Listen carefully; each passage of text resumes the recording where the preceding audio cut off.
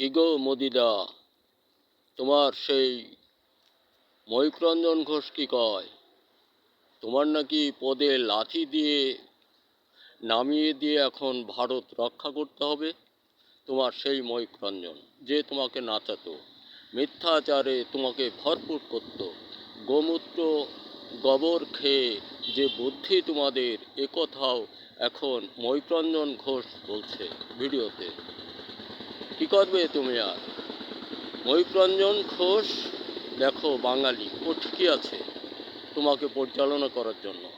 আর যাকে নিয়েছ না ভারত খণ্ড খণ্ড করার মহাগুরু, তারা তোমার সাথেই থাকবে। হাত ধরে পালাবার সুযোগও তুমি পাবে না। যার যার রাস্তায় তার তাকে চলে যেতে হবে। ময়ূররঞ্জন ঘোষ বহুদিন পর একটা বাস্তব কথা বলছে। যে চিত্রগুলো তুলে ধরছে এগুলো অত্যন্ত সঠিক বাস্তবতায় জড়ানো। দেশ কৃষক বন্ধু, আমরা ফসল উৎপাদন হতে দূরে যাব না। আর বাংলাদেশ আমরা যারা আছি আগামী নির্বাচনে সকলেই হ্যাঁ, আরেকটা ভোট দাঁড়িপাল্লা, হ্যাঁ আর দাঁড়িপাল্লা, দুটা ভোট আমরা দিব। আমাদের আর কোনোটার প্রয়োজন নেই বলে ধারণা প্রকাশ করি। অনেক দালাল কয়েল, অনেক ভদ্র অভদ্র সকলেই বের হবে ভোটের কারণে। হুঁশিয়ারি শুধুমাত্র। আরেকটা মার্কা নাকি বেরিয়েছে বাংলাদেশে, খাম্বা মার্কা। এটা নতুন শব্দ। খাম্বা মার্কায় আমরা কেউ হাম্বা ডাকার জন্য ভোট দিব না। খাম্বা মার্কায় আমরা কেউ হাম্বা ডাকার জন্য ভোট দিব না। ধন্যবাদ। আমরা ফসল উৎপাদন হতে পিছিয়ে যাব না। ময়ূররঞ্জন ঘোষ দীর্ঘজীবী হোক, এটাই কামনা আমার।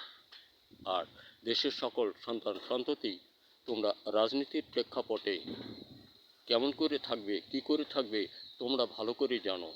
সকলেই ভোট দেওয়ার চেষ্টা করো হ্যাঁ এবং দাঁড়িপাল্লা। তাহলে তোমাদের আগামী ভবিষ্যৎ সুন্দরে ভরবে। ভারতের অবস্থা কুপোকাত। চিন্তামুক্ত দেশ গড়ো। ধন্যবাদ। কৃষক বন্ধু, আমরা ফসল উৎপাদন হতে দূরে যাব না। ফসলের যে কোনো রোগ আক্রান্ত হলে তাড়াবার জন্য প্রচেষ্টা চালাবো বারুদ, মদমন, মেঘবান, বনশ্রী, দুর্জয় ইত্যাদি বাংলাদেশ পণ্য দিয়ে। সেটা আমার ব্যক্তিগত গবেষণায় তৈরি আবিষ্কার, সফলতায় সকলের শীর্ষে। বারুদ মদমন জমিতে দিলে দাওয়া দাওয়া হাতে পচা মরা ছত্রাকজনিত কোনো রোগ থাকে না। এরপর বংশবিস্তার না করার কারণ যে রোগটি বন্ধা রোগটিও থাকে না। বারুদ মদমন একবার বপন করলে সকল প্রকার রোগমুক্ত, বংশবিস্তারের নেই সীমা, নেই শেষ।